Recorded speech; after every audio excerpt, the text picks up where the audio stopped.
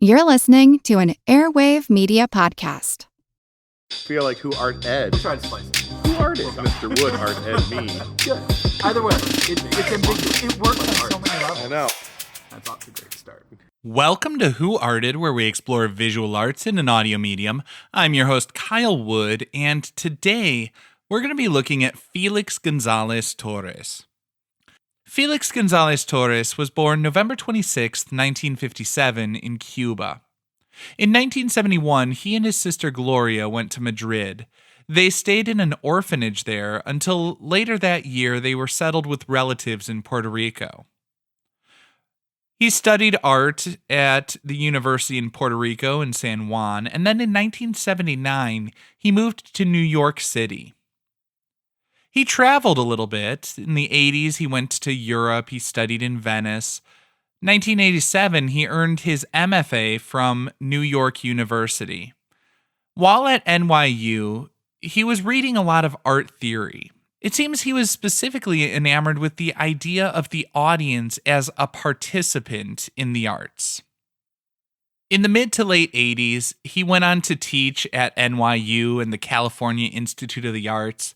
He joined Group Material, an artist collective focused on community education and cultural activism. In the 1980s, there were a lot of art movements happening. We saw some people focused on minimalism, some people were focusing on pop art.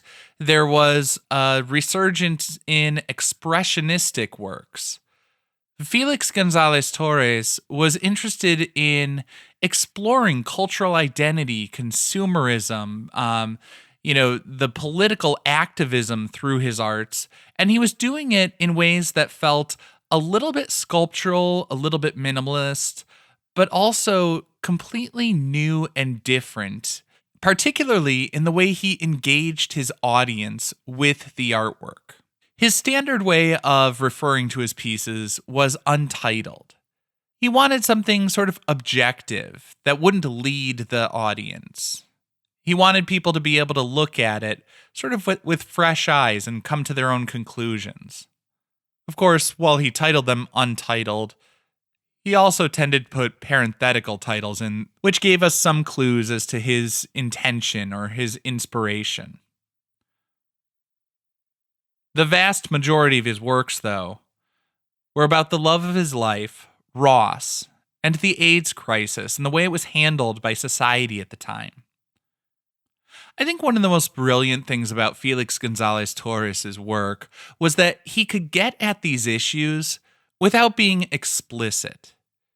He would suggest things. For example, he put up a series of billboards of just a photograph of an unmade bed, as a way of calling out the notion of people's personal lives being up for public scrutiny and debate. Another of his works that really grabbed a lot of attention, and I think is absolutely brilliant, is his stacks of unlimited edition prints. It's a minimal sculpture, but it's also interactive.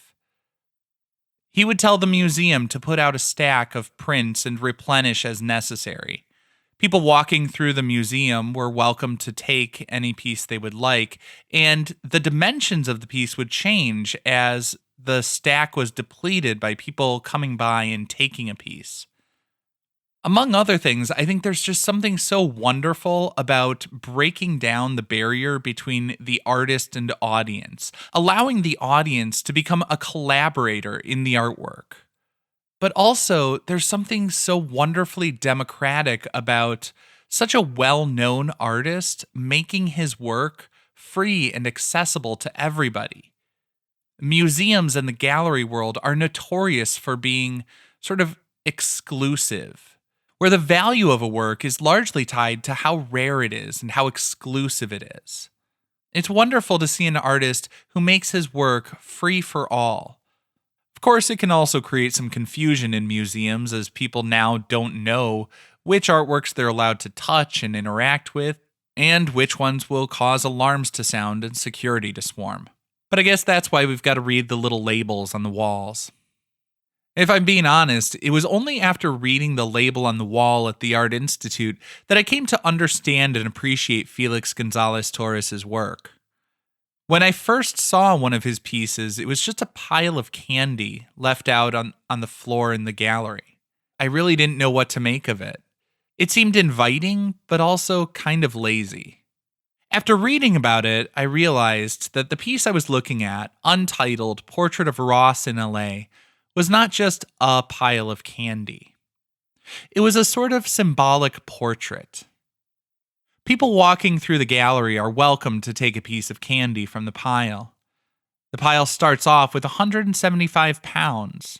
It's Ross's ideal body weight, and the diminishing of the pile mimics the way that he wasted away while he was ill with AIDS.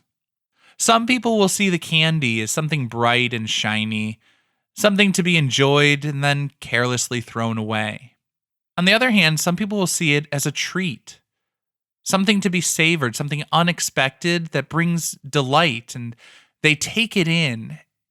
And in that, the piles diminish, but they also get replenished from time to time.